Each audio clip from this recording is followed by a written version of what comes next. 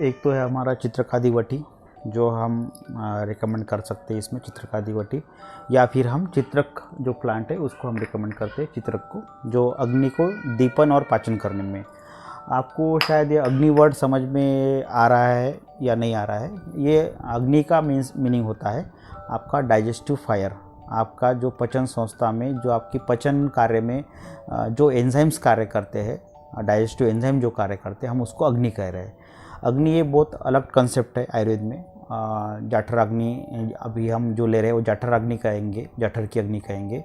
धात्वाग्नि रहती है, पंचमहाभूत की अग्नि रहती है, तो ये अलग है।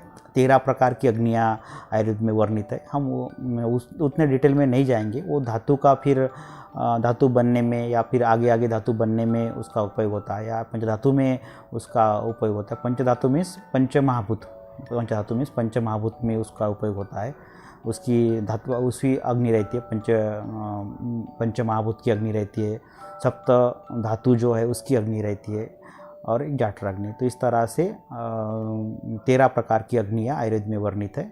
तो वो अलग बात होगी। हम अग्नि का मीनिंग का अभी बता रहा हूँ मैं। तो जाठर अग्नि का मीनिंग है, जो हम कहेंगे कि अलग अलग तरह के जो आपके बॉडी में जो सिक्रेशन होते हैं, जो डाइजेशन को हेल्प करते हैं, वो मैं अग्नि की बात कर रहा हूँ।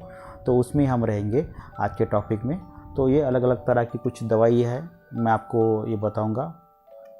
तो ये जो कॉन्स्टिपेशन का जो विषय है, ये बहुत सारे डिसीज़ में रहेगा आपको।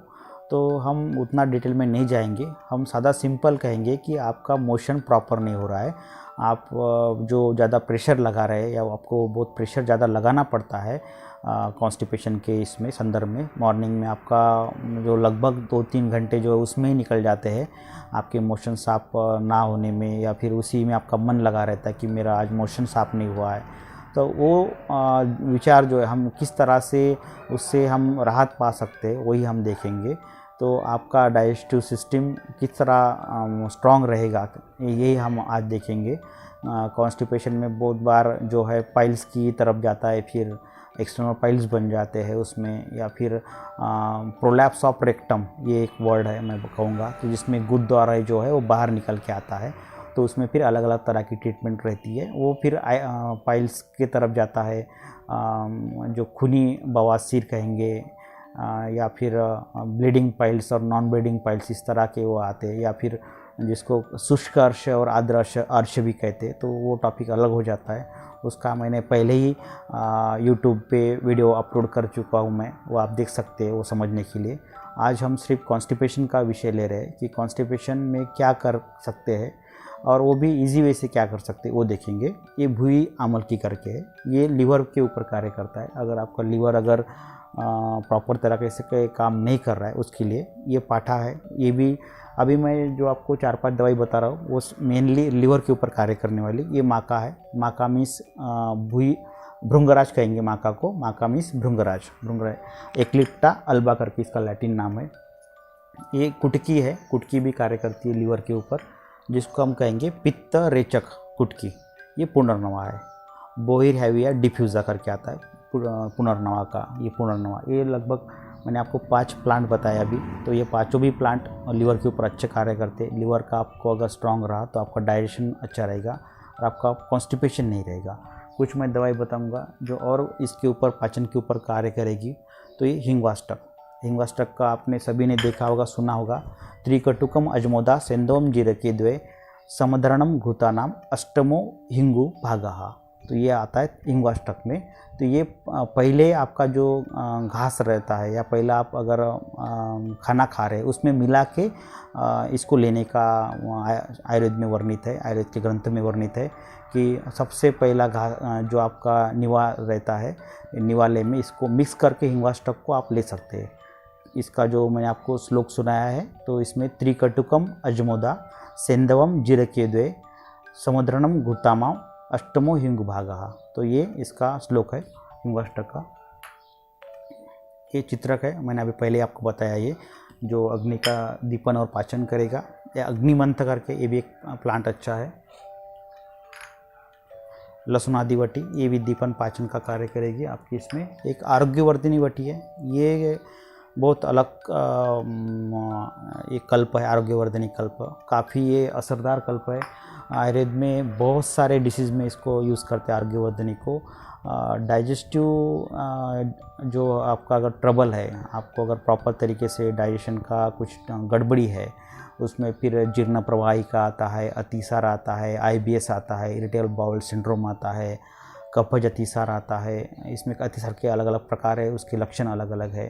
तो जिसे हम स्प्रू कहेंगे, या फिर IBS आएगा, जिसमें फिर डिसेंट्री आएगी, बैसिलरी डिसेंट्री आएगी, शिगेलोसिस आएगा, अमीबियोसिस आएगा, उस तरह से डिसीज़ है। तो इन सभी में आरोग्यवर्धनी अलग अलग जगह पे कार्य करती है। लीवर के ऊपर भी इसका अच्छा रोल है, स्किन डिसीज़ में भी इसका अच्छा रोल देखा जाता है आरोग्यवर्धनी का। एक कपर्दिक भस्म है, अगर आपको पेट में दर्द भी चल रहा है तो आप एक कपर्दिक भस्म, या फिर जिसे कहेंगे हम कि कनकासो, उसको हम ले सकते हैं। ये शंख भस्म, ये भी दीपन पाचन का कार्य करेगा। तो ये अभी जो मैंने अभी आपको जो दवाई के नाम बताए हैं, ये सभी जो दवाइयाँ हैं, ये आपके पाचन तंत्र के ऊपर, अग्नि के ऊपर कार्य कर रही है। अभी मैं बताऊंगा वो आपके कॉन्स्टिपेशन को, जो वहाँ का जो मल जो है आपका रुक के रहता है, उसमें क्या कार्य हो सकता है वो देखेंगे हम। उसमें आता है एक कपिला करके पाउडर है, कपिला। ये पाउडर अच्छा कार्य करता है कपिला। ये जिसे कहते हैं कि परगेटिव वर्ड है, ड्रास्टिक परगेटिव वर्ड है, जिसमें फिर जयपाल का वर्णन आता है कि बहुत ज़्यादा जो मोशन है वो पास हो जाते हैं उसमें फिर जयपाल लेने के बाद में। तो उसके भी कल्प अलग अलग आते हैं। तो वो आपको जो है, जिसको कहेंगे कि हम डॉक्टर्स जो है उसकी निगरानी में रख के ही आपको कल्प लेने पड़ते हैं। किसी किसी को उसमें फिर सीवियर डिहाइड्रेशन भी हो सकता है। ये निषोध करके आता है प्लांट, एक निषोध है। एक हिरडा आपने सुना होगा, हिरडा या बाल हिरडा, ये भी आपने सुना होगा, हिरडा बाल हिरडा, वो भी एक अच्छा कल्प है हिरडा। ये त्रिफला तो शायद सभी ने सुना होगा, किसी का सभी ने लिया भी होगा, ज़्यादातर लोगों ने इसको लिया भी होगा त्रिफला को। त्रिफला भी ले सकते हैं आप। एक दंती करके, ये दंती द्रवंती करके प्लांट है, निषोध है। आरगवद एक मैं आपको बताऊंगा, इसमें एक आरगवद करके आता है, जिसको जो उसकी फल जो रहती है, बहुत लंबी उसकी रहती है फल, और उसमें जो अंदर का जो पार्ट्स रहता है वो निकाल के आरगवद की वटी बनाते हैं। तो आरगवद का भी आप जो लगदा है उसमें, वो लगदा आपको ले सकते हैं। जो आंत्र में आपका मल चिपका हुआ है उसके लिए उसका आरगवद का यूज़ करते हैं, जिसको हम संसरण द्रव्य करते हैं। संसरण करके एक वर्ड आता है आयुर्वेद में, तो वो संसरण द्रव्य है।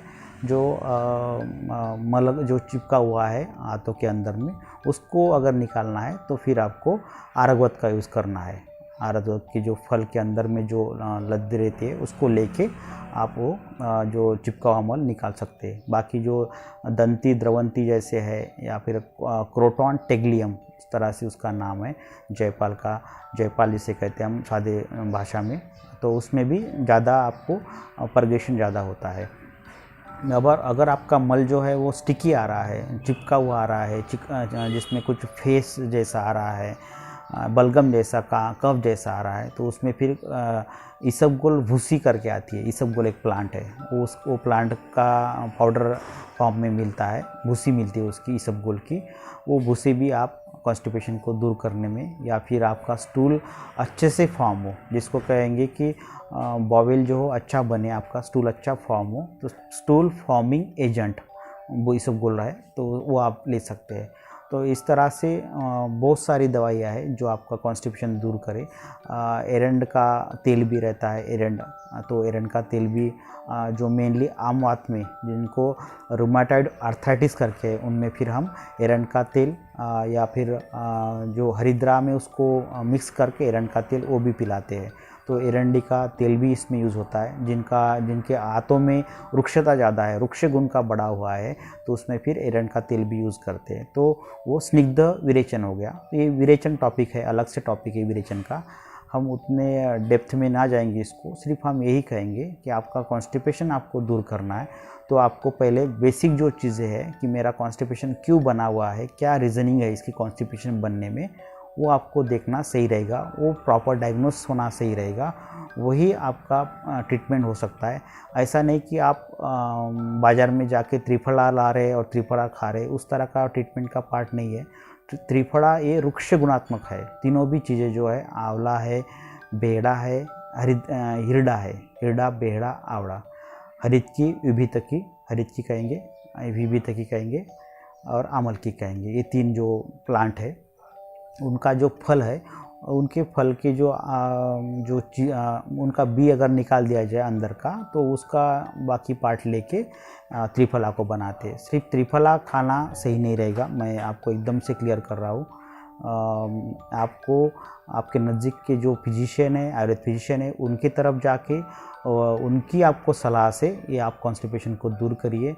ये जो चीज़ें हैं आप कुछ दिन के लिए ठीक है, आपका अगर एक आधी बार आपने ले लिया तो ठीक है, लेकिन ये आपको बार बार लेना सही नहीं रहेगा। आपकी जो बेसिक जो बीमारी है, बेसिक जो आपका किस कारण से कॉन्स्टिपेशन बना हुआ है, वो देखने के बाद में आपको जो कॉन्स्टिपेशन है वो आपका पूरी तरह से ठीक हो सकता है। आपको इसका पूरी तरह से इलाज हो सकता है। ऐसा नहीं कि आप बाज़ार से कुछ चूरन ला रहे हैं और उसको ले रहे हैं, ऐसा ना करें। आप प्रॉपर तरह से उसको देखिए, प्रॉपर तरह से उस बीमारी को समझना है और उसके बाद में आपको ये दवाई चलानी है, तो ही आपको जो कॉन्स्टिपेशन का या कब्ज़ का जो है पूरी तरह इलाज हो पाएगा। आपको अगर वाकई में अगर वीडियो अच्छा लगा तो आप इसको ज़्यादातर इसको लाइक करिए, शेयर करिए। कुछ क्वेश्चनिंग है तो वो क्वेश्चनिंग भेजिए आप मुझे। क्वेश्चनिंग में मेनली यही रहेगा कि आपको थोड़ा डिटेलिंग में पूछना, डिटेलिंग में आपको लिखना पड़ेगा उसमें। ऐसा नहीं कि कॉन्स्टिपेशन है, ऐसा नहीं, डिटेलिंग में लिखना पड़ेगा, कब से है, क्या है, वो देखने के बाद में हम आगे चल पाएंगे। तो आप क्वेश्चनिंग में कर सकते, पूछ सकते हैं। और इसको सब्सक्राइब करना ना भूलिए, ताकि आपका जो नोटिफिकेशन है मेरा जो वीडियो का, वो आपको बार बार अगले वीडियो का आएगा नोटिफिकेशन। और हम इसमें जो बातें कहेंगे वो ऑथेंटिक आयुर्वेद के बारे में बातें कहेंगे, ऐसा कुछ जादुई बातें नहीं कहेंगे, जो प्रॉपर वे से हम बातें कहेंगे। इसलिए आप इसको सब्सक्राइब जरूर कीजिए। जय हिंद, जय आयुर्वेद।